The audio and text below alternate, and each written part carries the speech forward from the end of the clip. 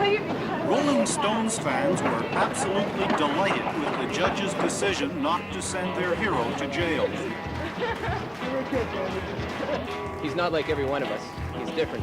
He's Keith.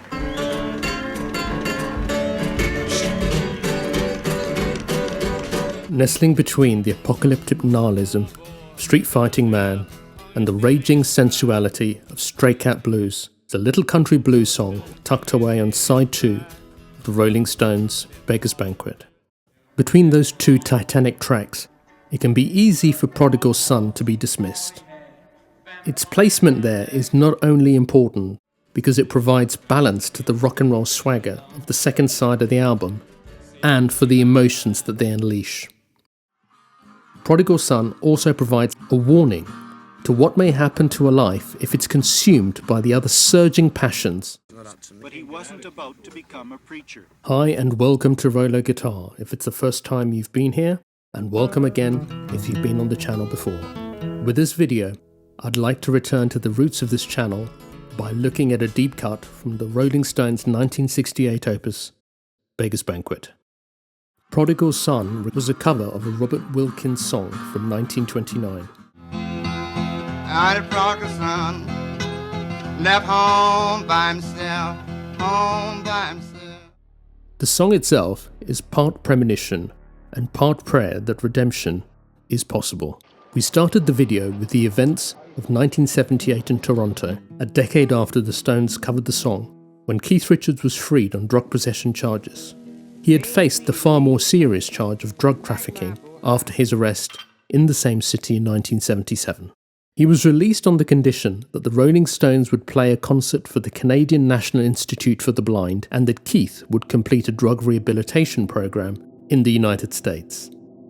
Keith has said that this was the moment he decided to turn his life around. I don't really look upon Toronto like that at all. That was the place where I had to say, hey, Keith, it's time to change gears, baby. The point here is that I believe there are parallels between the Prodigal Son in the song and the events in Keith's life between the late 60s and the end of the 70s, the period of his heaviest drug use.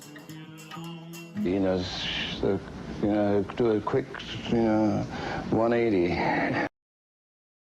This song resonated with Keith when he chose to cover it in 1968, a year after the 67 drug bust, and that's also why it remained in the set for a number of years thereafter. The Stones resurrected Prodigal Son for the Some Girls tour, and in fact played it at the benefit when Keith fulfilled the conditions of his release.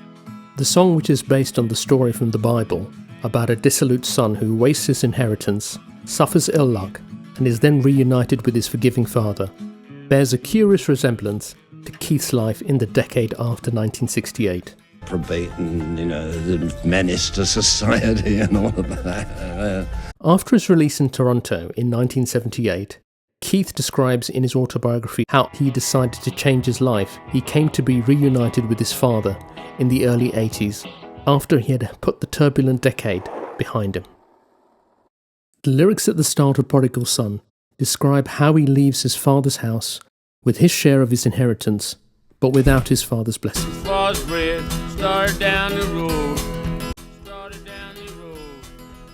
Keith alludes to a similar set of circumstances when he left his childhood home in Dartford to move up to London to begin his career in music.